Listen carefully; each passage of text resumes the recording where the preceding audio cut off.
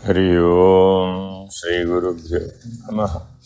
हरि ओम ब्रह्मानंद परम सुखदं केवलं ज्ञानमूर्तिं द्वन्द्वातीतं गगनसदृशं तत्त्वमस्यादिलक्ष्यम् एकं नित्यं विमलमचलं सर्वधी साक्षिभूतम्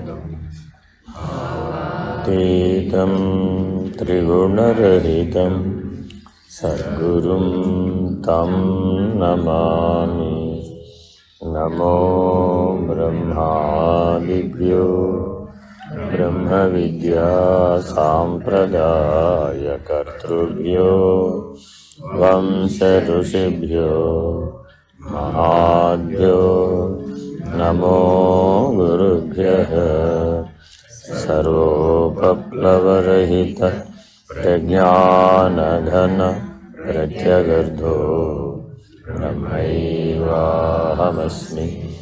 अहं पदार्थरहितः सदाशिवसमारम्भाः व्यासशङ्करमध्यमाम् अस्मदाचार्यपर्यन्ताः वन्दे गुरुपरम्परा। हरिः ओम श्रीगुरुभ्यो नमः। हरिः ओम। आनन्दाय विद्महे अचलपरिपूर्णाय धीमहि तन्नो परात्परः प्रचोदयात्। ॐ ईश्वराय विद्महे सत्यदेवाय धीमहि तन्नः सर्वः प्रचोदयात्। ॐ तत्पुरुषाय विद्महे महादेवाय धीमहि तन्नो रुद्रः प्रचोदयात्। ॐ सद्गुरुरूपाय विद्महे ज्ञानबोधामृताय धीमहि तन्नो श्रीविद्यासागर प्रचोदयात्।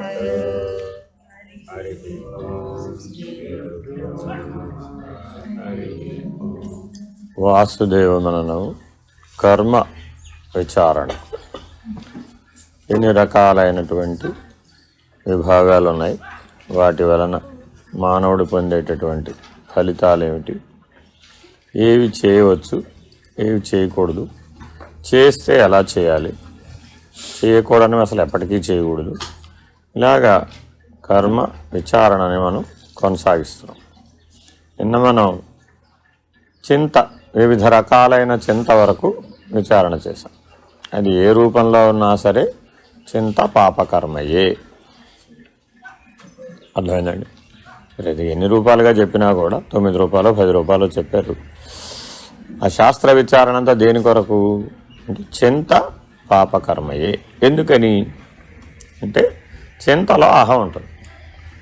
ఎందుకు అది పాపకర్మ అయ్యా అంటే చింతలో అహం ఉంటుంది.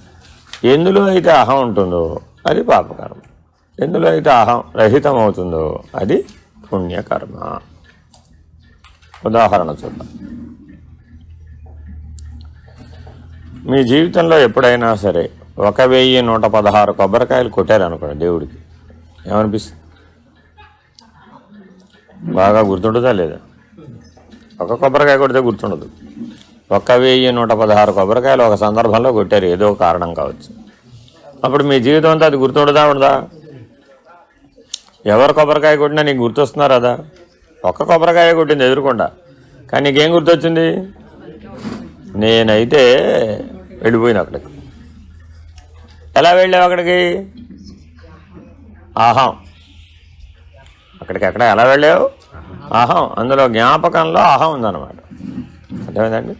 ఆ అహంతో ఎప్పుడైతే ముడిపడిందో అది స్పష్టంగా విశేషంగా నీ లోపల సంస్కారంగా భద్రపరచబడింది.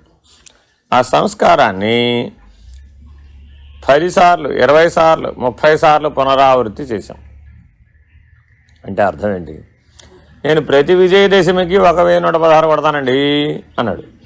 ఏమైపోయింది అప్పుడు? ఎంత బలపడింది? మరి అప్పుడు ఆ సంస్కారం కాస్త ఉత్తర జన్మకు కూడా అదృష్ట ఫలాన్ని ఇచ్చేటటువంటి స్థాయికి అది చేరింది. అప్పుడు దాన్ని ఏమన్నారు? వాసన. ఈ జన్మలో బలపడితే సంస్కారం ఉత్తర జన్మకు కూడా ప్రభావితం అయ్యేటట్లుగా పడితే వాసన. కాబట్టి ఏదైనా అది సంస్కారమైనా, వాసనైనా, గుణమైనా, కర్మైనా, జ్ఞాపకమైనా దాని వెనకున్న బలం ఏమిటి? అహం. కాబట్టి అది చింతతో కూడుకుని ఉంటుంది. సరే, వరుసగా 10 సంవత్సరాలు 1116 కొట్టాడండి. ఏదో కారణం చేత 1 సంవత్సరం కొట్టడం వీలు. ఏమైపోతుంది వారి పరిస్థితి? సంవత్సరం అంతా అసంతృప్తే. ఎందుకని? మళ్ళా విజయదశమి వస్తే కానీ కొట్టలేడు. ఇప్పటికిప్పుడు రమ్మంటే వస్తుంది, అది రాదు. పోనీ లేవయ్యా, విజయదశమి కాకపోతే మరో పండగకి కొట్టచ్చు. అది కుదరదు, నేను విజయదశమిగా కొడదాం. అర్థమైందండి? ఎందుకని అహం ఉంది కాబట్టి. అర్థమైందండి? కాబట్టి అహం ఉన్నప్పుడు పంతం, పట్టింపు కూడా ఉంటాయి. ఎవరితో ఉంటాయి? వాడితో వాడికే.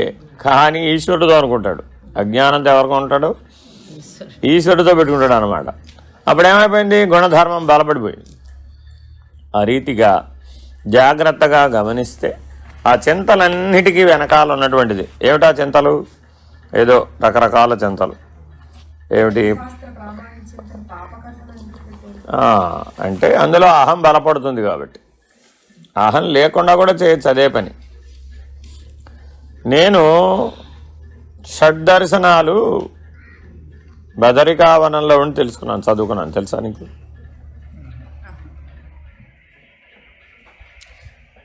అర్థమైందా? దశోపనిషత్తులు ఎక్కడ నేర్చుకున్నాను కూడా నేను ఋషికేశ్లో ఉండి నేర్చుకున్నాను. ఒక్కొక్క ఉపనిషత్తుకి సంవత్సరం పెట్టింది. 10 ఉపనిషత్తులకి 10 సంవత్సరాలు ఋషికేశ్లో ఉన్నాయి. అర్థమైందండి? చలి, ఎండ, వాన లేకుండా హరిద్వార్లో గంగానదిలో కంఠం వరకు మునిగి ఉండి తపస్సు చేశాను ఈశ్వర సాక్షాత్కారం కోసం. శాస్త్రాల్లో ఉంది అలా చేయమని. మరి పంచాగ్ని మధ్యంలో ఉండి తపస్సు చేశాను. కాబట్టి ఇప్పుడు అక్కడ అన్నీ ఏమైపోయినాయి? అందువలన అది ఏమైపోయింది? ఎక్కడైతే నువ్వు బలపడిపోయావు పరమాత్మ లేడు అక్కడ. నువ్వు ఎక్కడుంటే పరమాత్మ అక్కడ ఉంటాడా? ఉన్నాడు. కాబట్టి ఎక్కడైతే అహంకారం బలంగా ఉంటుందో, అహం బలంగా ఉంటుందో అక్కడ పరమాత్మకు స్థానం లేదు. ఎక్కడైతే నువ్వు లేవు, ఎక్కడైతే అహంకారం లేదో, అహం లేదో అక్కడ పరమాత్మ సర్వదా ఉన్నాడు. సరే, ఇంకా విస్తారంగా చెప్తున్నాడు. అంటే మనం చాలా రకాల సాధనలు చేస్తాం కదా. ఏ సాధనలు ఎలా చేస్తామో ఆ చేసేటప్పుడు అది పుణ్యం అనుకుని చేస్తాం. కానీ అది పాపంగా పరిణమిస్తుంది అజ్ఞానం చేత, అహంకారం చేత. అందువలన సరిగ్గా శాస్త్రాన్ని తెలుసుకోవాలి, సరిగ్గా గురువుని అనుసరించి సాధన చేయాలి. సవిశేష నిర్విశేష ధ్యాన కాలాదుల యందు చేయబడిన విషయాది చింత మనసు చేత చేయబడిన మిశ్రమ కర్మము. అంటే అర్థం ఏంటి? మన వాళ్ళందరూ ఏం చేస్తున్నారు? ఓం నమః శివాయ, ఓం నమః శివాయ, ఓం నమః శివాయ, ఓం నమః శివాయ జపం చేస్తున్నారు, అవునా కదా? ఆ జపం నిదానంగా ఏమైపోయింది? లోపలికి తీసుకెళ్ళిపోయింది. మిమ్మల్ని లోపలికి తీసుకెళ్ళిపోతే అప్పుడు బయట ఏం జరుగుతుందో మీకు తెలియదు. వర్షం వచ్చినా తెలియదు, లేదు రాత్రి అయినా తెలియదు, పగలైనా తెలియదు, ప్రకృతిలో ఏం మార్పులు జరుగుతున్నాయో కూడా తెలియనంత స్థాయికి మీరు వెళ్ళి కూర్చున్నారు. అప్పుడు ఏమైపోయింది? జపమే ధ్యానం అయిపోయింది, ధ్యానమే సమాధి కూడా అయిపోయింది. ఆ సమాధి నిష్ట సవిశేషమని నిర్విశేషమని ధ్యానం ద్వారా వస్తుంది. సమాధి నిష్ట ఎలా వస్తుంది? సవిశేష ధ్యానం ద్వారా కానీ నిర్విశేష ధ్యానం ద్వారా కానీ వస్తుంది. ఏమిటి సవిశేషం? ఆవిడేదో గాఢమైన ధ్యానంలో ఉంటుంది. ఉంటే ఆవిడ చుట్టుపక్కల కూర్చున్న వాళ్ళందరూ తిరుపతి వెళ్ళి గుండు కొట్టించుకున్నట్టు, ఆవిడ కొట్టించుకోనట్టు గాఢ ధ్యానంలో వచ్చి ఇప్పుడు ఏం చేయాలి? అక్కడ ఏమైనా పని దానికి అసలు ఇప్పుడు చేసే పని ఏమిటి? జపం, ధ్యానం. ఏమిటి గుర్తుకొచ్చింది? ఆవిడ చుట్టుపక్కల ఉన్న వాళ్ళందరూ ఏం చేశారు? గుండు కొడుచుకున్నారు, ఆవిడ మాత్రం కొడుచుకోలేదు. ఈ విషయం ధ్యానంలో గుర్తుకొచ్చింది. అప్పుడు నాకేమైపోతుందో అనే విషయాది చింత కలిగిందా లేదా? అందరూ గుండు కొట్టించుకుంటే నేను కొట్టించుకోలేదు ఏమిటో ఎంత జ్ఞానం అంటే నాకు అర్థం కాదు. అదేదో నేను కూడా కొట్టించేసుకుంటే సరిపోయేది. సరే లేవమ్మా, ఈసారి వెళ్ళినప్పుడు కొట్టించుకుంది. కానీ ఆన్సర్ ఎలా చెప్పినప్పుడు నీ లోపల ఉన్నది నీ మనసే. సరేలే ఈసారి వెళ్ళినప్పుడు కొట్టించుకుందా అట్లా కుదరదు, పెద్ద అపచారం జరిగిపోయింది అక్కడ అని. అదే ఈ లాయరు ఆ లాయరు, 2 లాయర్లు ఎవరు? అదే చెప్తూ ఉంటుంది, కాదంటూ ఉంటుంది, అవునంటూ ఉంటుంది, కాదంటూ.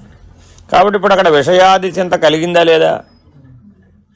వాస్తవానికి వాడికి ఏం తెలీదు, అసలు బయట ప్రపంచమే వాడికి తెలియదు. ఆ గాఢ ధ్యానంలో ఎలాగైతే గాఢ నిద్ర పోయినప్పుడు రాత్రి అంతా వర్షం పడింది, మనకు తెలియలేదు.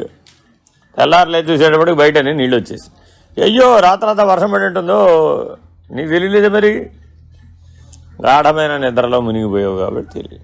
అలాగే గాఢమైన ధ్యానంలో మునిగిపోయిన వాడికి కూడా బయట ప్రపంచంలో ఏం జరిగినా కూడా వాడికి ఏమీ తెలియదు.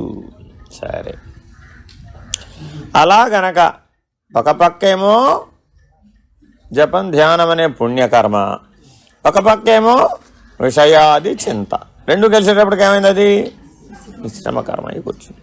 సరే, వేదాధ్యయనంబును, శాస్త్ర పఠనంబును, గీతా సహస్రనామాది పఠనంబును, గాయత్రీ పంచాక్షర్యాది జపంబులను, భగవన్నామ సంకీర్తనంబును, పరోపకార వార్తాదులను, ఇవి మొదలగు వాక్కు చేత చేయబడిన పుణ్యకర్మంబులు. పొద్దున ఏం చేశారు మీరు? ఒక 40 నిమిషాల పాటు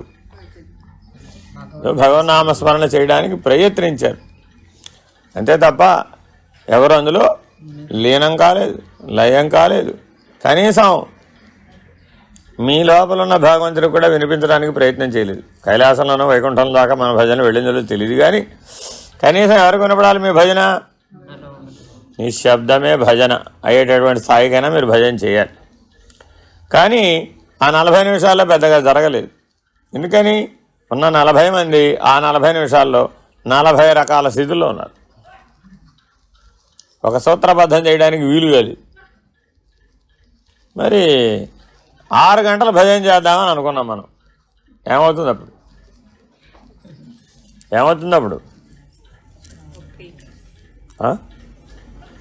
ఏమవుతుంది? సింక్ లేకుండా 6 గంటలు చేయగలుగుతారా? చేయలేరండి. అందువల్లనే మనం బాగా అభ్యాసం చేయాలి. ఏదైనా ఒక సత్కర్మ చేయాలంటే బాగా అభ్యాసం ఉండాలి. ఇప్పుడు రుద్రం ఎలా చేయగలుగుతున్నారంటే 4 ఏళ్ళ నుంచి నేర్చుకున్నారు, అభ్యాసం చేశారు, రోజు నిత్య పూజ ఇంటూ చేస్తున్నారు కాబట్టి చేయగలుగుతున్నారు. అదే భజన ఎప్పుడు చేయలేదు. ఒకవేళ చేసినా ఎప్పుడో 40 ఏళ్ల క్రితం 30 ఏళ్ల క్రితం చేసిన తప్ప ఇప్పుడు అభ్యాసంలో లేదు. ఇప్పుడు చేయాలంటే ఏమైంది? ఒకడు పైన సాలో, ఒకడు కింద సాలో, అది ఎప్పటికీ అవ్వదు.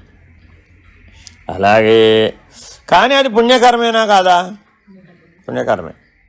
భగవన్నామ శ్రవణం కానీ, భగవన్నామ కీర్తనం కానీ, అలాగే శాస్త్ర పఠనం కానీ ఇత్యాదులన్నీ అవన్నీ పుణ్యకర్మలే. ఎప్పుడు చింత లేకుండా చేస్తే. అదే పనిని చింతతో చేసాం, అప్పుడేమైంది? ఏ చింతతో చేశారు? అసలే నిన్న సాయంత్రమే ఫోన్ ఇచ్చారు, నిన్న రాత్రంతా ఛార్జ్ పెట్టడమే సరిపోయింది, ఎవరితో మాట్లాడలేదు. కనీసం ఈ భజన ఏదో వ్యవహారం అయిపోతే వెళ్ళి ఎవరితో మాట్లాడేస్తే ముందు ఆ పని అయిపోతే ఇప్పుడు దృష్టి ఎవరి మీద ఉంది? అప్పుడే కర్మ అయిపోయింది, మిశ్రమ కర్మ. అది వచ్చి ఇందులో గెలిచింది. అర్థమైందండి? సో ఇట్లా ఇదనే కాదు, ఊరికే మనకు అర్థం కావడం కోసం చెప్తున్నా. ఇట్లా మనకు తెలియకుండానే ఒక పని చేస్తూ ఉంటే ధ్యాస మరొక పని మీద వెళుతుందనమాట. దాన్ని ఏమన్నారు ఇప్పుడు? మిశ్రమ కర్మ. సరే, అలా కాదు, ఏకంగా పెద్దలను దూషించుటయు, పరులను ఆడరాని మాటలు ఆయుటయు, అసత్యములు పలుకుటయు, చాడీలు చెప్పుటయు, ఇవి మొదలగునవి వాక్కు వలన చేయబడే పాపకర్మలు. అంతకుముందు చెప్పినవన్నీ వాక్కు ద్వారా చేసే పుణ్యకర్మలు. నీకు తీరిక దొరికింది, ఏదో ఒక శాస్త్రం చదువు, ఏదో ఒక భావనామస్మరణ చేయి, కనీసం శ్రవణం చేయి. అలా వాక్కు ద్వారా నువ్వు చేసేటువంటి పుణ్యకర్మలు అవి. టైం దొరికింది కదా అని ఎవరినో ఫుట్బాల్ ఆడడం అనేది వాక్కు ద్వారా చేసేటటువంటి పాపకర్మ. సరే, వేదాధ్యయన జపాది కాలంబుల యందు లౌకిక వార్తయు ప్రమాణములు చేయుటను వాక్కు చేత చేయబడిన మిశ్రమ కర్మములు. ఒకటి చేస్తూ ఉంటే ఒకటి తోస్తూ ఉంటుంది అంతే. చేసేదాని మీద దృష్టి లేకపోవడం అంటే త్రికరణ శుద్ధి లేకపోవడం, తద్వారా అది పాపకర్మ అయిపోతుంది. కాసేపు ఉంది, కాసేపు లేదు, అప్పుడు మిశ్రమ కర్మ అయిపోయింది. అసలు లేదు, గడవ లేదు, వాడు పాపకర్మ అంతే, వేరే ఇంకేం లేదు. ఎందుకని? అందులో పరహితం లేదు, లోక కళ్యాణం లేదు, కనీసం స్వీయ కళ్యాణం కూడా లేదు. అంతేనా కదా? మనం మాట్లాడే ప్రతి మాట ఏ దృష్టితో ఉండాలి? లోక కళ్యాణం రీతిలో, వినేవాడికి ఆత్మజ్ఞానం స్ఫురించేటట్లుగా మాట్లాడాలి. నీవు కూడా ఆత్మజ్ఞానంలో ఉండేటట్టుగా ఆ వాక్కుని వినియోగించాలి. అప్పుడేమైంది? అది పుణ్యకర్మైంది. అదే వినేవాడికి దుఃఖం, మనకి దుఃఖం, అప్పుడు పాపకర్మైంది. సరే, కాసేపు సుఖం, కాసేపు దుఃఖం, ఇప్పుడు మిశ్రమం. సరే, నెక్స్ట్. పుణ్యతీర్థంబుల యందు స్నానం పునర్చుడయు గురుదేవత నమస్కారంబులు ఆచరించుటయు పరులను పీడింపకొనుటయు అంగ ప్రదక్షిణంబును ఇవి మొదలగునవి కాయము చేత చేయబడే పుణ్యకర్మంబులు. ఎలా ఎరివలయం చేయాలనుకున్నారు మీరు? పుణ్యకర్మేనా కదా? ఎవరో ఎలా ఇంకొక రోజు ఎలాగ ఉంటాం కదండి, 15 దాకా మేము ఉంటాం కదా, 14 సాయంత్రమో 15 ఉదయమో మేము ఎలా అయినా సరే పొర్లు దండాలు పెడుతూ గిరివలయం చేద్దాం అనుకున్నాం. కాబట్టి అప్పుడు ఏమైంది? చేస్తారండి, చాలామంది చేస్తారు. కాయముతో చేసినటువంటి పుణ్యకర్మ. ఎందుకని? కావాలని కష్టం తెచ్చుకున్నావు, ఎవరో నీకు విధించలే. అవి ఆ కష్టం ఎవరు తెచ్చుకున్నారు? నీకు నువ్వే విధించుకున్నావు. ఎవరి పేరు మీద? ఈశ్వరుడి పేరు మీద. కాబట్టి అది అహం రహితం అవడానికి అది ఉపయోగపడింది. కాబట్టి కాయము చేత చేయబడే పుణ్యకర్మ. సరే, మీకు తెలుసో తెలీదు, తిరుమల 4 మాడల వీధులలో అంగ ప్రదక్షిణానికి టికెట్ ఉంటుంది. అది ఇవాళ ఆన్లైన్లో బుక్ చేస్తే 1 సంవత్సరం నుంచి 3 సంవత్సరాల్లో నీకు స్లాట్ దొరకచ్చు. వాళ్ళు సరాసరి బంగారు వాకిలి నుంచి లోపలికి వెళ్ళి దర్శనం చేసుకొచ్చేస్తారు. వాళ్ళకి ఆ అవకాశం ఉంది. అది ఉదయం పూట తెల్లవారుజామున 4 నుంచి 7 పూర్తి చేయాలి. అలా చేసే వాళ్ళకి రోజుకి ఎంతమంది అండి? రాధగారికి లేదు, రోజుకి ఎన్నో లిమిటెడ్ టికెట్స్ ఉన్నాయి. 18 మందో 20 మందో అంతే, వాళ్ళకే ఇస్తారు. వాళ్ళు అలా డొల్లుతూ అంగప్రదక్షిణ చేస్తారు చుట్టూతో. ఆ తర్వాత వాళ్ళు అలాగే వెళ్ళేసి లోపలికి వెళ్ళి దర్శనం చేసుకుని వచ్చేసి అప్పుడు స్నానం వగేరా ఇచ్చేవారు. ఇలాగా మరి ఇప్పుడు అది మంచి పనేనా కాదా అంటే అలా చాలామంది ఉన్నారు వచ్చేవాళ్ళు, చేసేవాళ్ళు. కాబట్టి అది కాయంతో చేసేటటువంటి పుణ్యకర్మ.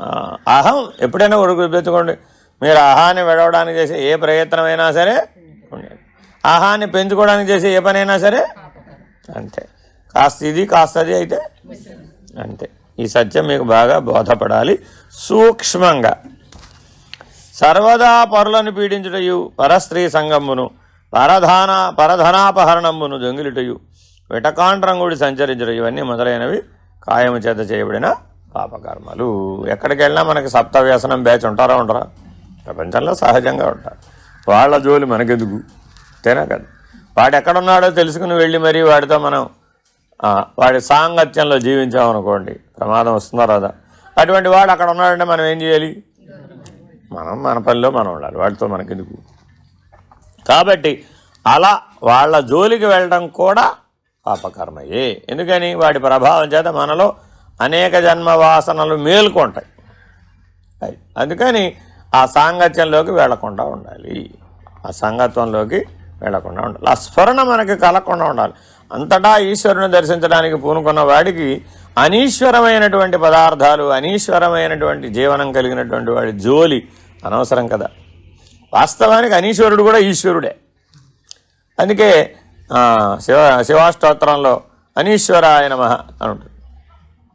వాడు కూడా ఈశ్వరుడే, కానీ ఈ జన్మలో అలా ఉన్నాడు అంతే. వాడు ఏం చేస్తాం మరి పాపం. వాడు ఈ జన్మలో వాడికి వివేకం లేదు, అందుకని ఏమైపోయాడు, ఆ సప్త వ్యసనాల బారిన పడ్డాడు.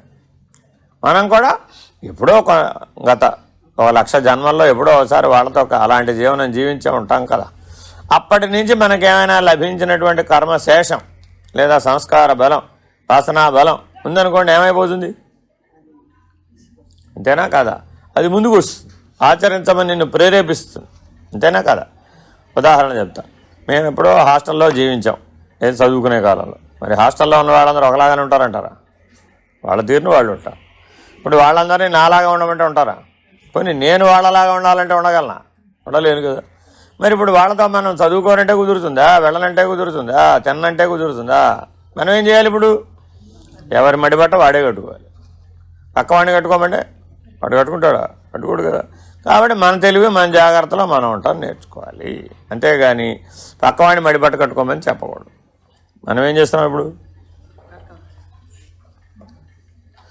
సరే, కాబట్టి అవన్నీ ఏమిటి?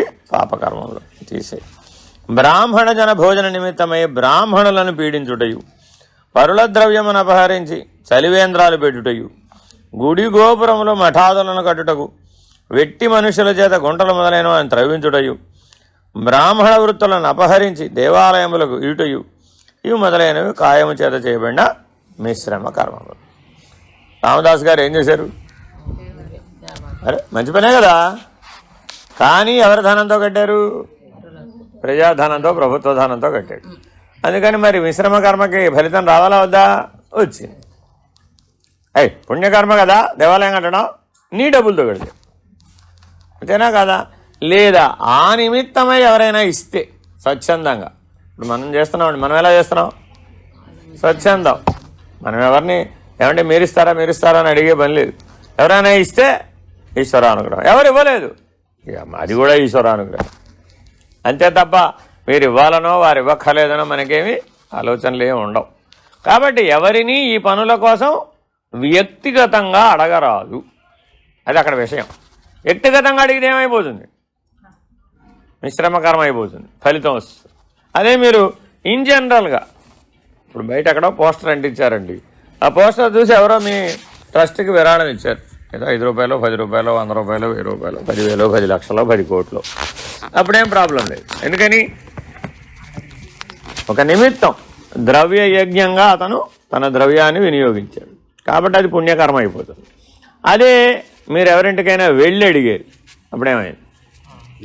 మిశ్రమ కర్మ అయ్యింది. అర్థమైందండి. అదే పీడించి తీసుకున్నారు, పాపకర్మ అయిపోయింది.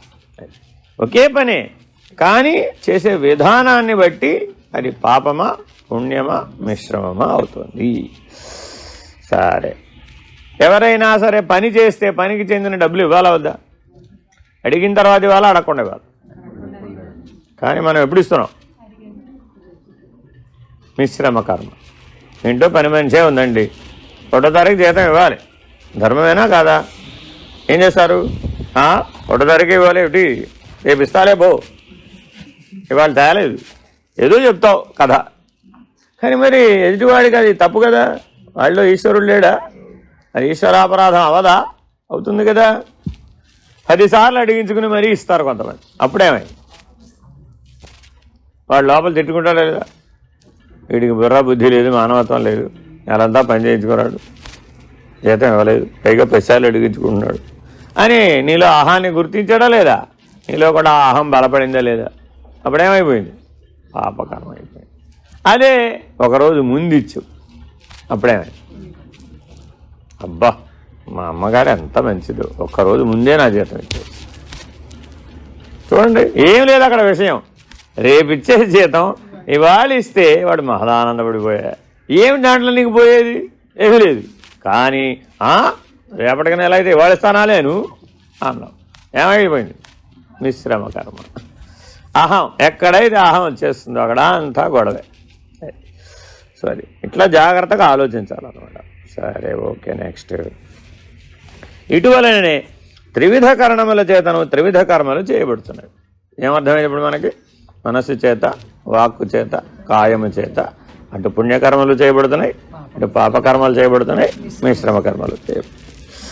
జాగ్రత్తగా ఈ విచారణ ఫలం ఎద్ది అనినా ముఖ్య ఫలమనియు అవాంతర ఫలమనియు 2 విధములు.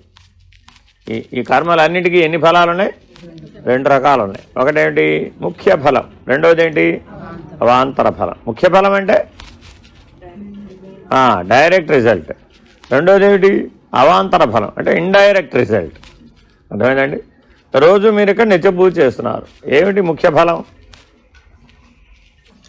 ఏమిటి ముఖ్య ఫలం? ఏమిటి ముఖ్య ఫలం? ఏమిటి ముఖ్య ఫలం? ఏమిటి ముఖ్య ఫలం? ఈశ్వరుని యందు శరణాగతి. ఆ పూజ వల్ల ఏం జరిగింది? ఈశ్వరుని యందు శరణాగతి. అది ముఖ్య ఫలం. అవాంతర ఫలం ఏమిటి?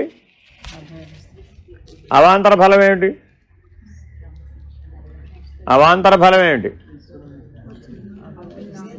ఇవాళ పక్క ఆవిడ జాంకాయ పెట్టింది, నిన్నేమో జీడిపప్పు పెట్టింది, ఆవిడేమో బాదం పప్పు పెట్టింది, ఈవిడేమో కటిక బెల్లం ముక్కలు పెట్టింది, ఆవిడేమో వాల్నట్ పెట్టింది. ఇవన్నీ ఏమిటి? అవాంతర ఫలం, ఇండైరెక్ట్ రిజల్ట్. ఇందులో ఏది ప్రధానం? ముఖ్య ఫలం ప్రధానం, అవాంతర ఫలం అప్రధానం. ఇప్పుడు బయట ప్రపంచంలో అంతా కూడా ఇది కొంటే అది ఫ్రీ అంటున్నాడా లేదా? కొండ కొంటే ఆకాశం ఫ్రీ. ఆ ఫ్రీ ఏమిటి? అవాంతర ఫలం. ప్రధానమేదో అది ముఖ్య ఫలం. అర్థమైందా? మీరందరూ జన్మ ఎత్తారనుకోండి, ఏది ముఖ్య ఫలం? జన్మ ఎత్తితే ముఖ్య ఫలం ఏమిటి? భోగం. ముఖ్య ఫలం ఏమిటి? భోగం. ఎందుకంటే శరీరం భోగాయతనం కదా ఇది. కాబట్టి ముఖ్య ఫలం ఏమిటి? భోగం. అవాంతర ఫలం ఏమిటి? అవాంతర ఫలం ఏమిటి? దుఃఖం. అవాంతర ఫలం ఏమిటి? దుఃఖం. భోగంతో పాటు దుఃఖం కూడా అవాంతర ఫలం. అడకమైనా వస్తుంది అది. నాకు వట్టి భోగమే కావాలి, నాకు అవాంతర ఫలమైన దుఃఖం వద్దంటే అది ఎలా కుదురుతుంది? కుదరదు. అదే జన్మ ఎత్తావు, నీ ముఖ్య ఫలం యోగం అన్నావు, అప్పుడేమైంది? అప్పుడు కూడా ఒక అవాంతర ఫలం వచ్చింది. ఏమిటది? వైరాగ్యం. జ్ఞానం రాదు అప్పుడే. యోగి అయితే అవాంతర ఫలం వైరాగ్యం. అర్థమైందండి? అదే ఇదే మానవ జన్మే, ముఖ్య ఫలం జ్ఞానం. అప్పుడేమైంది? అవాంతర ఫలం వివేకం. అయ్యా ఏ ఆన్సర్ ఒక్కటి కూడా సరిగ్రాదు. వస్తే అసలు లోపల ఏమైనా తెలివిట్టేగా, అంతా ఖాళీయే. సో అందుకని జ్ఞానం కోసమే జీవిస్తే అవాంతర ఫలం ఏమిటి? వివేకం. సరే, ఈ జన్మ కేవలం ముక్తి మోక్షం కోసం జీవించాం. ముఖ్య ఫలం ఏమిటి? ముక్తి మోక్షం. అవాంతర ఫలం ఏమిటి? అవాంతర ఫలం ఏమిటి? చెప్పలేరు మీరు, ఎట్లాగో నాకు తెలుసు. దివ్యత్వం. అవాంతర ఫలం ఏమిటి? దివ్యత్వం. ఎప్పుడు? నువ్వు ముక్తి మోక్షం కోసం జీవిస్తే. ఇదే జీవితమే. కాబట్టి మరి మానవ జీవితం మొత్తం మీద ఈ ముఖ్య ఫలం అవాంతర ఫలం బలంగా పనిచేస్తున్నాయా లేదా? చాలా బలంగా పనిచేస్తున్నాయి. అర్థమైందండి? సరే, సన్యాసం దేని కొరకు స్వీకరించాలి? సన్యాసం దేని కొరకు స్వీకరించాలి? సన్యాసం దేని కొరకు స్వీకరించాలి? దేనికోసం స్వీకరించాలి? అన్నీ ఫ్రీ, ఆల్ ఫ్రీ. దానికోసం సన్యాసం స్వీకరించడం అనుకోండి. ఎందుకని? సన్యాసం అన్నం వండుకోకూడదు, జ్యోతిష్ఠోమాది కర్మలు చేయకూడదు, తనంతర తాను అన్నం వండుకోకూడదు. ఎవడైనా వండి పెడితేనే తినాలి, మౌలిక నియమం అనమాట. లేదంటే సహజ ఆహారం, ప్రకృతిలో ఏ దొరికితే తినాలి. మరి మనం అలా ఉంటారా? మనం అలా ఉంటారా? పొద్దున్న లేవగానే ఎందులో గడిపోతాం? డింగ్.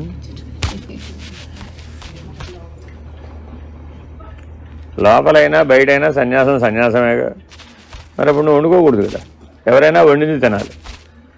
అందువల్ల మీ శ్రీవారికి సన్యాసం నిర్ణయించారు కానీ మీకు నిర్ణయించలేదు. అంటే శాస్త్రం సరిగా మనం అర్థం చేసుకోకపోవడానికి ఇది కారణం. ఆడవాళ్ళకి ఎందుకు లేదండి సన్యాసం? మీరు ఎక్కువ మేము తక్కువ? పాయింట్ అది కాదు. అర్థమైందండి? సన్యాసి తనంతట తాను అన్నం వండుకునే ఇచ్చ కలిగి ఉండకూడదు. Very very important. అర్థమైందండి? ఆ ఇచ్చ ఉందనుకోండి, వాడు వండేస్తాడు. అర్థమైందా? మీకంటే మీ శ్రీవారికి దోశలు పోయడం బాగా వచ్చు అనుకోండి, ఏం చేస్తాడు? ఇవాళ దోశలు పోద్దాం అనుకున్నా, నేను పోస్తాలే, నువ్వు తప్పుకో, నీకెందుకు, నేను ఐఆమ్ ఎక్స్పర్ట్ ఇన్ ఇట్ అంటే, అవునా కదా? అప్పుడు ఏమైనట్టు?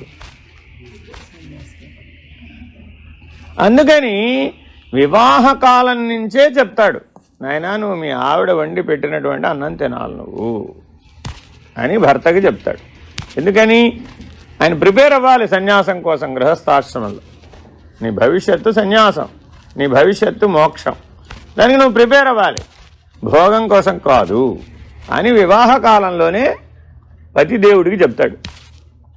ఆవిడనే నవకాయ పిండి వంటలన్నీ వండి పెడుతుంది, జాగ్రత్త, భవిష్యత్తులో నువ్వు సన్యాసం స్వీకరించాలి, కాబట్టి మోక్షం కోసం నువ్వు జీవించాలి ఆవిడ సహాయంతో, కాబట్టి జాగ్రత్తగా ఉండు. తాళీపాకంలో సాంబారు, ఫ్రైడ్ రైస్ అన్నీ వండిస్తారా? ఏమన్నా పెట్టి అన్నం ఒకటే వండిస్తారు, అది కూడా అందులో హవిష్యాన్ని వేస్తారు, వేసి దాన్ని యజ్ఞంలో ఆహుతి చేయిస్తారు, యజ్ఞశేషం మిగులుతుంది. ఆ యజ్ఞశేషం అమ్మ మీ ఆయన చేతిలో కొద్దిగా పెట్టమ్మా అంటారు, అంతే. ఆ పూటకు ఆహారం, వధూవరులకి ఆహారం లేదండి, ఇక ఆ పూట లేదు. కానీ ఇప్పుడు ఏం చేస్తున్నారు? పనులన్నీ అయిపోగానే వాళ్ళు కూడా వెళ్ళి పెళ్లి వారితో పాటు సహా తినేస్తున్నారు. రామరామ, మరి అప్పుడు ఏమైపోయినట్టు?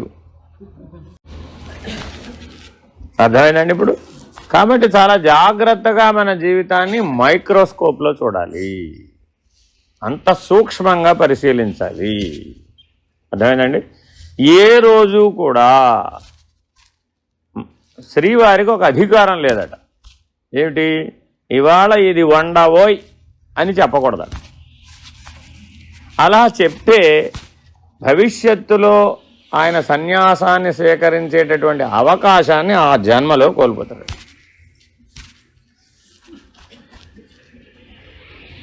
మరెలా? అసలు మనం రోజు ఏం చేస్తున్నాం? అదే ఉద్యోగం కదా, ఆయన చెప్పా మనం వండ, ఆయన చెప్పా మనం వండ. అందుకని సన్యాసానికి స్థానం లేకుండా పోయింది, భోగమే జీవితం అయిపోయింది. ఎందుకు మనం యోగులుగా జీవించడం లేదంటే శాస్త్రం ఎలా చెప్పిందో ఆ నియతిలో నుంచి మనం పక్కకు వచ్చేసాం. ఇంకొక పెద్ద విషయం ఉంది, శ్రీవారి యొక్క ఆకాంక్ష ఏమిటో ఆయన చెప్పకుండా తెలుసుకొని శ్రీమతి గారు వండాలి. అర్థమైందండి?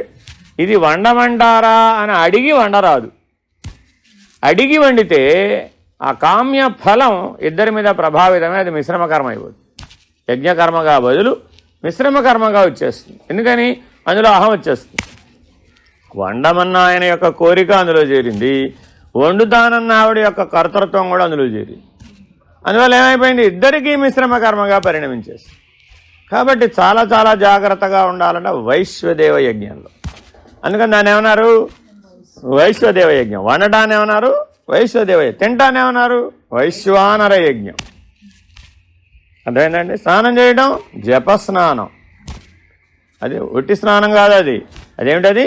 జపస్నానం. నిద్ర సమాధి. నువ్వు ఏదైనా ఉద్యోగ వ్యాపార నియమాల నిమిత్తం వెనకలో కాళ్ళతో తిరిగేవలేదా? అదేమిటి? ప్రదక్షిణ. అర్థమైందండి? ఈ దృష్టి బలపడాలంటే మనం ఏ స్థాయిలో ఉండాలి? ఇప్పుడు ఏ స్థాయిలో ఉన్నాం? కాబట్టి ఇప్పుడు ఇక్కడ దృష్టిని మార్చాలా, చేసే పనిని మార్చాలా? దృష్టిని మార్చాలి, అంతే. అంతే తప్ప నేనేం వండొద్దాం లేదా, ఆయన తినొద్దాం లేదు. అర్థమైందండి? ఇటువలనే నిశ్చయ జ్ఞానము కలిగినను త్రివిధ కరణములను పుణ్యకర్మంబుల యందే వర్తింపచేయవలెను. ఎందుకని? ఆత్మ ఒక్క కర్మమును చేయదు, ఆ అకర్త అయిన ఆత్మ నేననే దృఢ నిశ్చయము కలుగుటయే ముఖ్య ఫలము, అవాంతర ఫలం వెయ్యది అనిన. ఇటువలనే నిశ్చయ జ్ఞానము కలిగినను త్రివిధ కరణములను పుణ్యకర్మముల యందే వర్తింపచేయవలెను. ప్రమాదవశంబున పుణ్యకర్మముల యందు త్రికరణములను వర్తింపకపోయినను ఈ త్రివిధ కరణములు మిశ్రమ కర్మముల యందైనను వర్తించినట్లు చేయింపవలెను. సర్వ విధముల చేతను పాపకర్మల యందు కరణములను వర్తింపకుండా చేయవలెను. ఇది ఈ విచారణకు అవాంతర ఫలం. అంటే అర్థం ఏమిటి? అకర్తగా ఉండి చేయడానికి వీలైనంత మేరకే కర్మ చేయాలి. ఒక్కవేళ అలా వీలుగాలి అప్పుడేం చేయాలి? మీ పిల్లాడికి సంవత్సరం లోపల పిల్లవాడికి తల్లి అన్నం పెట్టాలండి, పెట్టాలా వద్దా? అకర్తగా పెట్టాలి. ఎలాగా? అకర్తగా పెట్టాలి. ఎలాగా? పిల్లవాడికి తల్లి అన్నం పెట్టాలా వద్దా? పెట్టాలి. అకర్తగా పెట్టాలి. ఎలాగా? నేను పెట్టడం ఎందుకు? ఒక గిన్నెలో వేసి వాడి ముందు పెట్టేస్తే వాడే కింద మీద పోసుకుంటూ వాడే తింటాడు. వాడి కర్మకు వాడే బాధ్యుడు. ఏం చేయలేదుగా. కానీ అప్పుడు అది ఏమవుతుంది? పాపకర్మ అయిపోయి కూర్చుంది. ఎందుకని? నీ ధర్మాన్ని విస్మరించావు అక్కడ. అర్థమైందండి? చాలామంది ఇక్కడ చాలా మెలికలు పడిపోతుందండి. నీ ధర్మాన్ని విస్మరించి చేసావు కాబట్టి అది ఒకవేళ పుణ్యకర్మే అయినప్పటికీ కూడా ధర్మాన్ని కనుక విస్మరిస్తే అది పాపకర్మ అయిపోతుంది. కాబట్టి ధర్మంలో నుంచి బయటికి రాకూడదు. అకర్తగా చేయడం అంటే అర్థం ఏంటి? ధర్మాన్ని ఆచరించాలి, కానీ అకర్తగా ఉన్న స్థితిని చెడిపోనంత వరకే ఆచరించాలి. Very very important. ఈశ్వరుడికి గజమాల తయారు చేయించి తేవడం మంచిదేనా కదా? ఏమండి? ఈశ్వరుడికి గజమాల వేయడం మంచిదేనా కదా? అది నాకు తెలీదు. గజమాల వేయడం మంచిదేనా కాదా? మంచిదే. ఏం చేశాడు? ఆ గజమాల నేనే కడతానన్నాడు. అప్పుడు ఎన్ని రోజులు కష్టపడాలి? అంతకు ముందు రోజు 24 మనకు చేత కాదుగా. మరి వాడైతే టకటకా కట్టేస్తాడు 1 గంటలో. మనమైతే ఎంతకాలం పడుతుంది? మనం 10 గంటలో 12 గంటలో కుస్తీ పడితే కానీ ఆ గజమాల కట్టలేదు. అంత కష్టపడి ఆ గజమాల పట్టుకొచ్చి ఈశ్వరుడికి వేసాం. ఏమైంది అప్పుడు? అయిందా? ఇంతకీ ఆచార్యులు గారు అర్చకులు ఏం చేశారు? వేసావు కదా నాయన, శుభం, సంతోషం, వెళ్ళిరా అన్నారు. అదేవిడు స్వామి, అంత కష్టపడి గజమాల వేస్తే ఒక్క పువ్వున నాకు ప్రసాదంగా ఇవ్వక్కర్లేదా? ఏమైంది అప్పుడు? ఏ కర్మ అయింది ఇప్పుడు? పుణ్యకర్మ కాస్త ఫలితాసక్తి వచ్చి చేరింది అందులో. ఎప్పుడైతే ఫలితాసక్తి వచ్చేసిందో మిశ్రమ కర్మ. ఆయన ఏమన్నాడు? అట్లా గజమాలలోంచి పూలు ఎక్కడ పడితే అక్కడ తీస్తే అంతా పోద్దయ్యా, అట్లా ఇవ్వడం కుదరదు, అది ఇవ్వడం కుదరదు, కావాలంటే ఇంకా అర్చన చేసిన పూలు ఉన్నాయి అందులోంచి ఇస్తాను. లేదు లేదు స్వామి, నేను చాలా కష్టపడి ఆ పూలన్నీ సేకరించి ఎంతో కష్టపడి మాల కట్టి ప్రేమగా భగవన్నామస్మరణతో చేశాను, అందులోంచే ఒక పువ్వు ఇవ్వండి స్వామి. ఏమైంది ఇప్పుడు? డిమాండ్. అందులో ఏం జరిగింది ఇప్పుడు? డిమాండ్ చేరింది. అప్పుడేమైపోయింది? మిశ్రమ కర్మ కాదు, అది ఫినిష్డ్. అర్థమైందండి? ఒక్కొక్క సందర్భంలో పరీక్షా ప్రారంభం వల్ల కూడా జరుగుతుంది. ఎలాగో తెలుసా? మనం అందరం కలిసి వెళ్ళాం. మామూలుగా సామాన్య భక్తులుగా దర్శనం చేసుకుని వచ్చేయచ్చుగా. ఏం చేశారు? అక్కడ దాకా వెళ్ళిన తర్వాత మా గురువుగారండి అంటాడు. అనగానే ఆయన ఏం చేశాడు? పైకి వెనక్కి ముందుకు చూశాడు. ఓ, ఈయన చాలా పెద్ద పటాలం వేసుకొచ్చాడు రా బాబోయ్ అని అక్కడ ఉన్నటువంటి దండ తీసి నా మెళ్ళ వేశాడు. ఇప్పుడు పుణ్యకర్మ, మిశ్రమ కర్మ, పాపకర్మ. లోపలేమనుకున్నాడు? 108 into 5 వేసినా కానీ 500 వస్తాయి. 108 into 500 వేస్తే ఆయన ఉద్దేశం అది అనుకోండి. అలా లేకపోతే ఉత్తముడే. ఒకవేళ అలా అనుకుని చేస్తే మరి ఇప్పుడు ఆ ఫలితం మనకేగా. చెయ్యలేదు మనం, అప్పుడేమైంది? అసంతృప్తి వస్తున్నా రాదా? ఆ అసంతృప్తి ఎవరి మెడలో పడుతుంది? ఎవడి మెడలో దండ వేసాడో వాడికి పడుతుంది.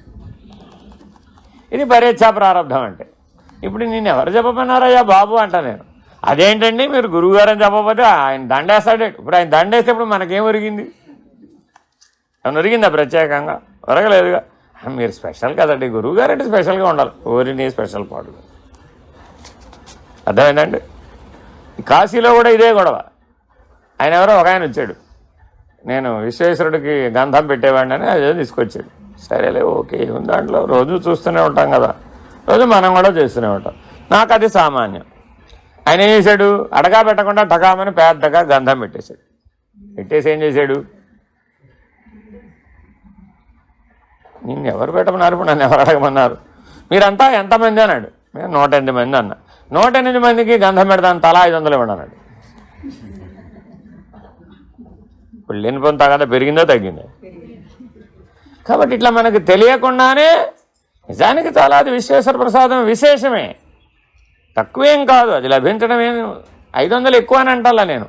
కానీ చేసే విధానం, కర్మ చేసే విధానంలో ఉంది రహస్యం అంతా కూడా.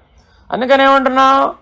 ఆ కర్మే అహం బలపడింది, పాపకర్మ అయిపోయింది.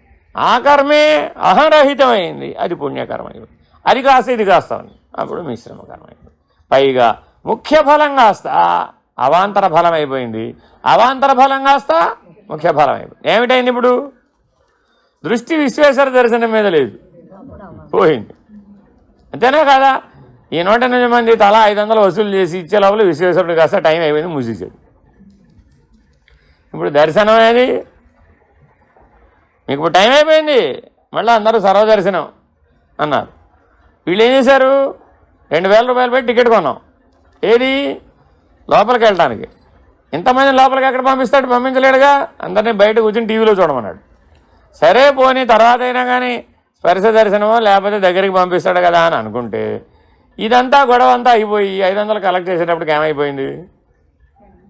అసలు దర్శనం టైం అయిపోయింది, విశేష దర్శనం టైం అయిపోయింది, సర్వదర్శనం మొదలైంది. మీరందరూ సర్వదర్శనం క్యూలో రండి అన్నారు.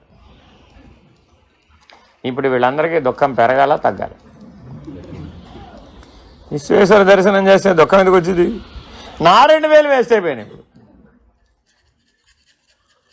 అర్థమైందండి? ఇప్పుడు మీరు కర్మ ఏం మారలేదు, అదే ఆలయం, అదే మనిషి, అదే భక్తి, అదే దర్శనం, అంతా అదే.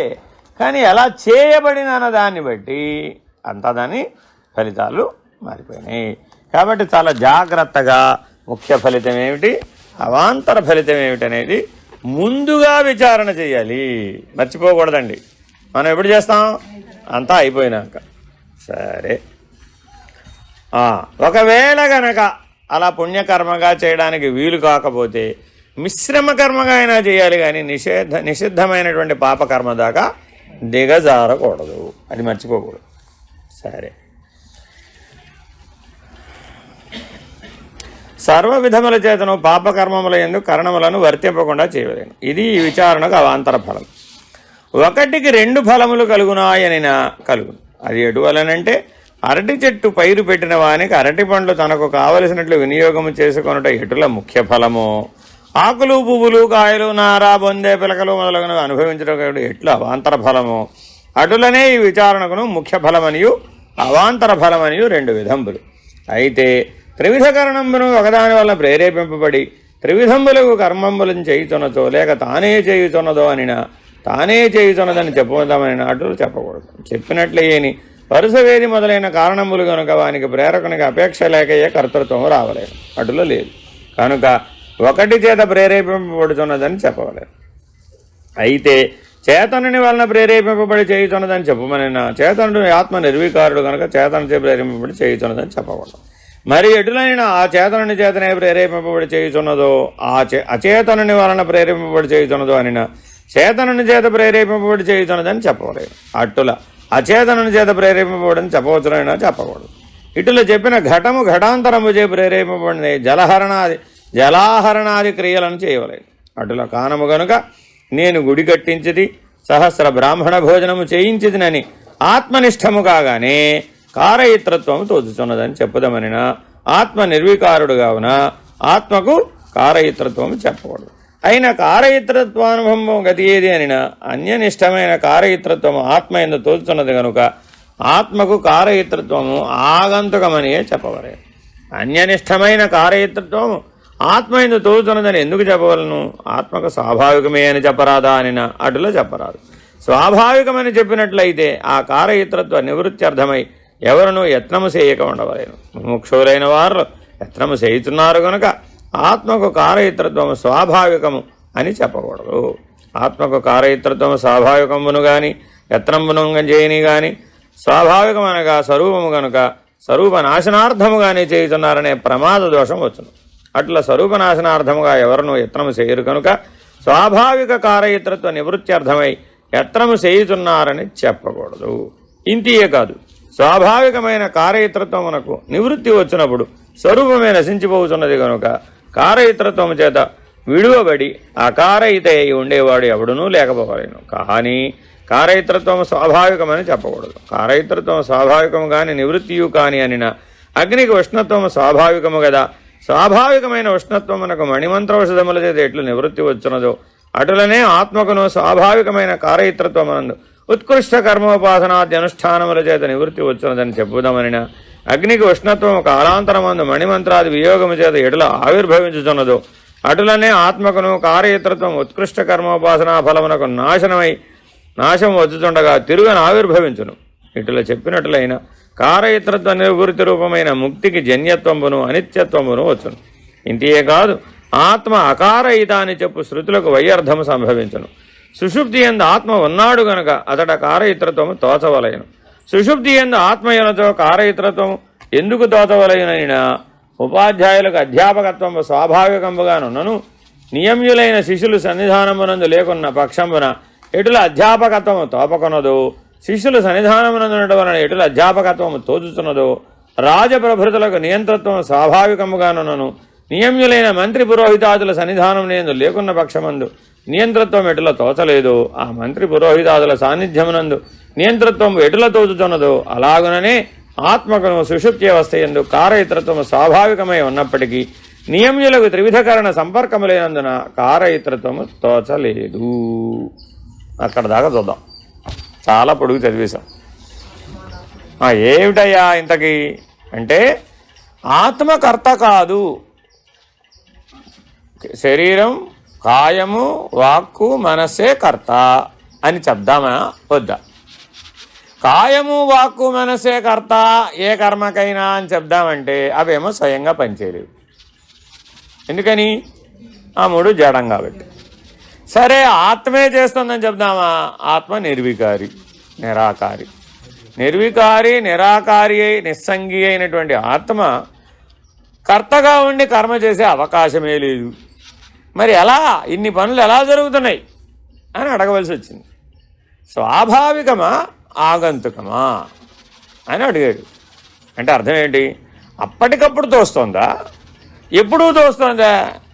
ఎప్పుడూ తోస్తే స్వాభావికం, అప్పటికప్పుడు మాత్రమే తోచింది, అప్పుడేమైంది? ఆగంతుకం. కాబట్టి ఆత్మ యొక్క చైతన్యం చేత మనసు వాక్కు కర్మ చేతనములై తత్కాలవత్ చేతనములై ఆగంతుక ధర్మాన్ని నిర్వర్తిస్తున్నాయి. అంటే ఎలాగా? ఉదాహరణ చెప్పాడు. నువ్వు నిద్రపోతున్నావు కదా రోజు. ఎవరు నిద్రపోతున్నారు? ఈ ప్రశ్న నేను చాలాసార్లు అడుగుతాను. నిద్ర ఎవరికి? శరీర ప్రాణ మనసులు నిద్ర అని చెప్పవాలని అన్నా అవి జడము కదా, వాటికి నిద్ర మెలకువ ఎలా సాధ్యం? సాధ్యం కాదు. సరే ఆత్మకే నిద్ర అని చెప్దామా? ఆత్మకి అవస్థాత్రయం లేదు, త్రిపుటి లేదు, అది అతీతం. మరి అటువంటిప్పుడు ఎవరికి? ఏడు అసలు ఇంకో వస్తువు ఏది అక్కడ? జీవుడు అనే వస్తువు లేదు అసలు. ఉన్న వస్తువు అయితే ఆత్మ, లేకపోతే మనసు వాక్కు కాయం త్రికరణములు, అంతే. ఈ జీవుడు కల్పితం. ఎలా కల్పితం? ఆగంతుకమై కల్పితం. ఎందుకు కల్పితం అయ్యా జీవుడు? భ్రాంతి ఎందుకు? ఆగంతుకమై కల్పితం వాడు. ఎలాగా? ఆ నిద్రానుభవం ఎవరికి అని ప్రశ్న వేశాం. నిద్రలో నీ కలిగిన సుఖం ఎవరికి? జడమైనటువంటి మనసు వాక్కు కాయమునకని చెప్దామా? దానికి సుఖ దుఃఖాదులు లేవు. ఈ కుర్చీకి సుఖం అండి నేను కూర్చుంటే అన్నాం. నువ్వు కూర్చోవడం వల్ల కుర్చీకి సుఖం ఏమిటి? పోనీ నేను ఇందులోంచి లేస్తే ఈ కుర్చీకి దుఃఖం అన్నాం. ఎలాగా? జడానికి సుఖ దుఃఖాదులు లేవు. పోనీ ఆత్మకే సుఖ దుఃఖాదులు అని చెబుదామన్నా దానికి అసలు అవి లేవు, ద్వంద్వాదులు లేవు. మరి ఇప్పుడు ఈ నిద్రాసుఖం ఎవరికి?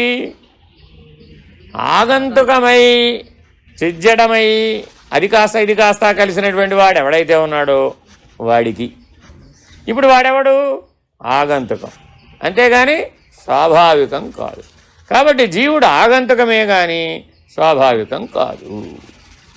అంటే ఎప్పుడు వాడు జీవుడు కాదు, ఎప్పుడు వాడెవడు? ఆత్మ.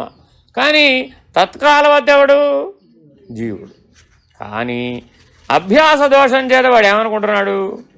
భ్రాంతి చేత ఏమనుకుంటున్నాడు? నేను జీవుడే కానీ నేను ఆత్మ కాదంటున్నాడు. అర్థమైందండి? మీ ఇల్లు ఎక్కడమ్మా? మీ ఇల్లు మీకు తెలుసు, కానీ ఆగంతుకమైన వేదనగరే నా ఇల్లు అంటున్నాం. అంతేనా కదా? ఇక్కడే ఉండిపోతాను, ఇదే నా ఇల్లు అన్నాం అనుకోండి, వేదనగర్ వాళ్ళు ఏమంటారు? అమ్మ మీలాంటి వాళ్ళందరినీ చేర్చుకుంటే ఇది వేదనగర్ అవ్వదు, వేదన నగర్ అయిపోతుంది, మీరు ఎలా అంటారు? ఎందుకని? మరి వృద్ధాశ్రమం అయిపోతున్నప్పుడు అది. అంతేనా కదా? ఎవరు చేయాలి, ఎవరు చేయాలి, ఎవరి వల్ల కాదు. అందుకని వాళ్ళు ఏమన్నారు? అట కుదరదండి, ఇది ఆగంతుకం, ఏదో కాసేపు కొంతకాలం పనికి వస్తుంది, టైం బీయింగ్ అంటాం. అర్థమైందండి? దానికి ఒక ఉదాహరణ చెప్పాడు, ఎంత గొప్ప ఉదాహరణ. చుట్టూ అట శిష్యులు ఉంటే గురువు గారికి వాళ్ళని చూస్తే చెప్పాలనే బుద్ధి కలుగుతుంది, వాళ్ళని చూడకపోతే చెప్పాలనే బుద్ధి కలగదట. అప్పుడు ఆయనలో ఉన్న అధ్యాపకుడిలో ఉన్న అధ్యాపక శక్తి స్వాభావికం కదా. మరి అధ్యాపక శక్తి వాళ్ళు లేకపోతే బోధించగలుగుతాడా? బోధించలేడు. కానీ శిష్యుడు ఎదురకుండా లేకపోతే అతనిలో ఉన్న అధ్యాపక శక్తి వ్యక్తం కాలేదు. మరి ఆయనలో లేదా? ఉంది. ఎంతసేపు ఉంది? స్వాభావికం కాదు, అది ఆగంతుకం. ఆయన పుడుతూనే టీచర్గా పుట్టాడా? ఆయన పుడుతూనే గురువుగా పుట్టాడా? అలా పుట్టలేదు.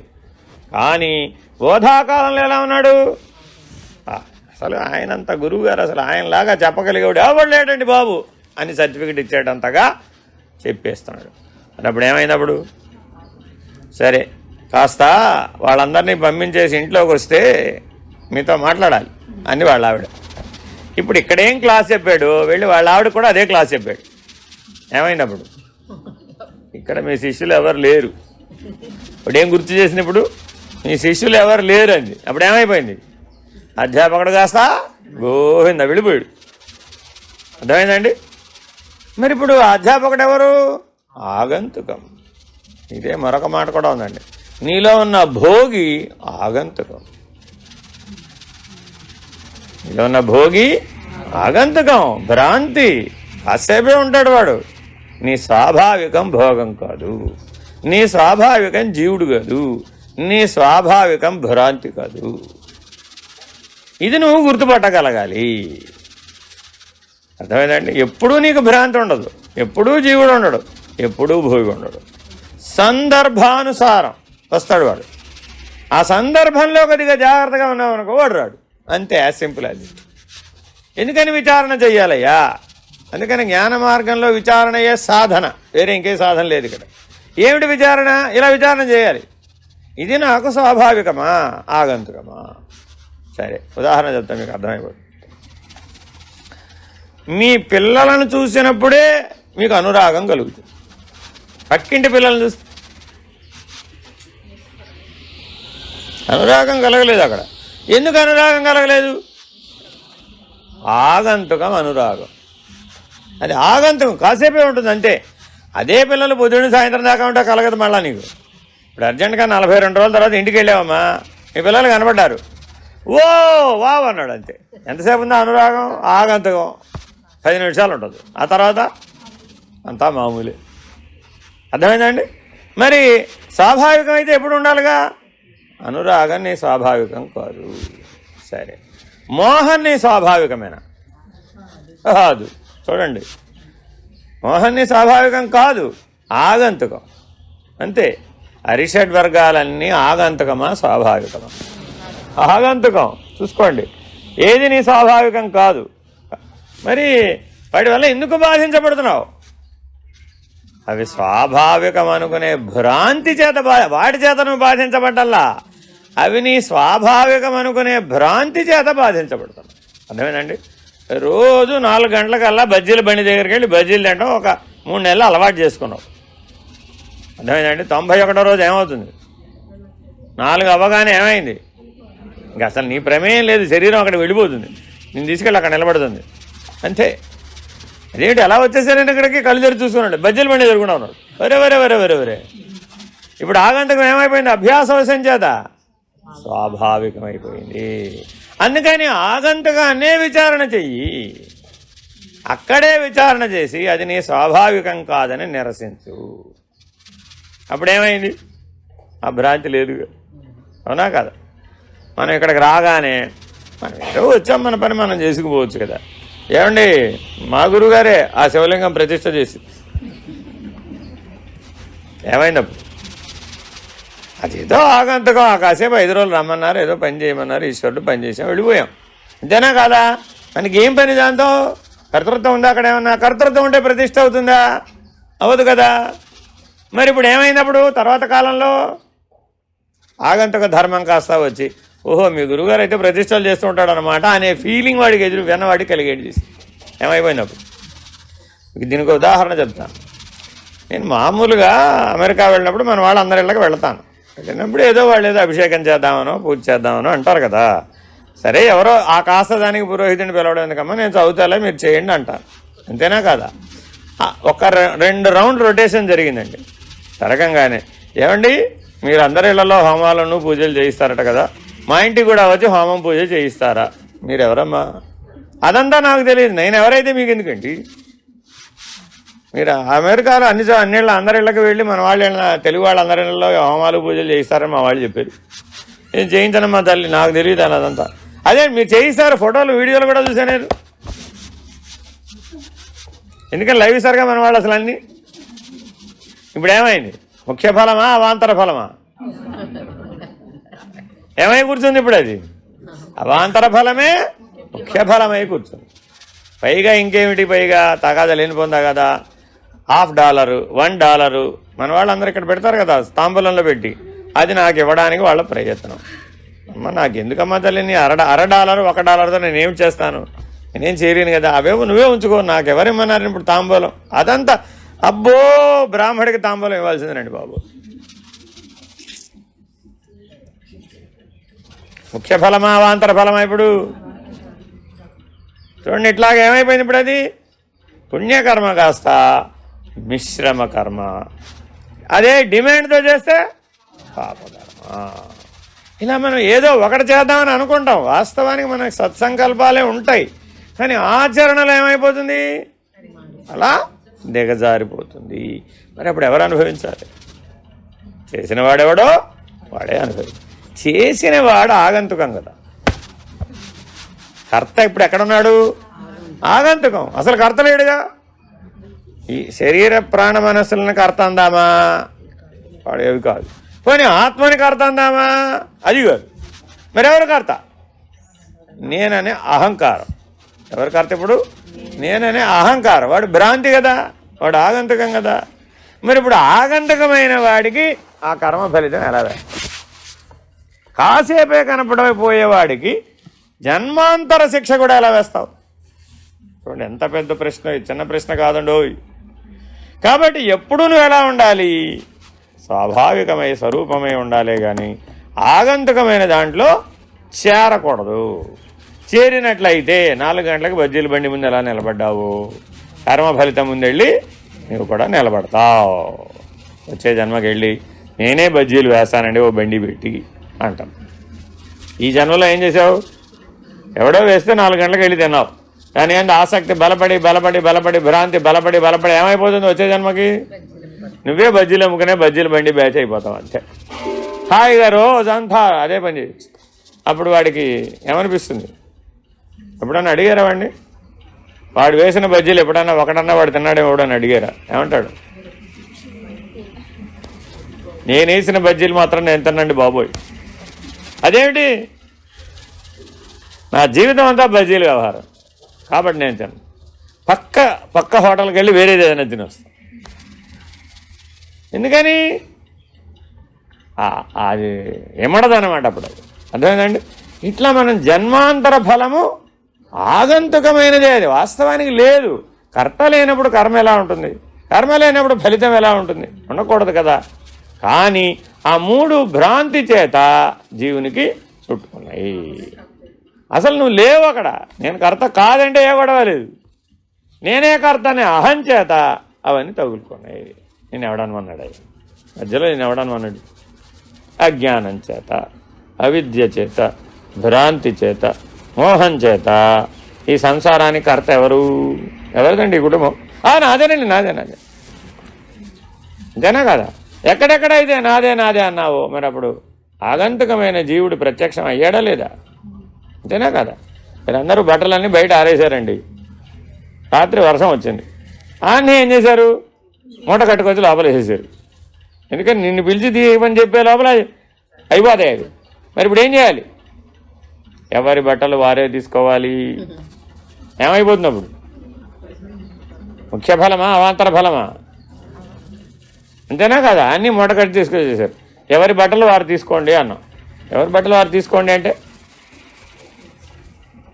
సులభమేనా కాదా? అంతేనా? ఇది ఎవరిది అని మధ్యలో ఒక ఆయన పంచడం మొదలుపెట్టాడు. ఏమైపోయింది అప్పుడు? అయిపోయింది. ఆ బట్ట నాదని చెప్పాలా అవుతా? ఇప్పుడు చెప్తే ఏమయ్యాడు? ఇప్పుడు ఏమయ్యాడు? ఆత్మకి కర్తృత్వం ఆపాదించబడింది. వాస్తవానికి కర్తృత్వం లేదు, కానీ ఏమైంది? ఆపాదించబడింది. మరి ఆపాదించిందని అప్పుడే అపవాదం చేయొచ్చుగా, అంతేనా కాదా? అప్పుడేమైపోతుంది? ఊరకొడ్డే అయిపోతుంది. నాదనకుండా ఊరకున్నాడండి, అది మిగిలిపోదా? అప్పుడు తీసుకోవచ్చుగా. కానీ ఇప్పుడు ఏమైంది? అది నాదే నాదే నాదే నాదే. అప్పుడు ఏమైపోయింది? తత్కాలవత్, ఆకాసేపే. ఆ భావన, ఆ క్షణం, ఆ నాదన్న గొడవ ఎంతసేపు ఉంది? తత్కాలవత్, ఆగంతుకం. కాబట్టి అదే అభ్యాసవశాత్తు చేసేటప్పటికి ఏమైపోయావు? నేను ఆత్మస్వరూపుడనని స్వరూప జ్ఞానం స్వాభావికమైనదే అయి ఉన్నప్పటికీ కూడా అది మరపుకు వెళ్ళిపోయి కేవలం భ్రాంతిజన్యమైనటువంటి జీవభావమే వాస్తవికంగా లేనిదైనప్పటికీ అదే బలపడిపోయింది. ప్రతిబింబం బలపడిపోయింది, బింబం మరుగుకు పోయింది. హరి ఓం శ్రీ గురుభ్యో నమః. హరి ఓం.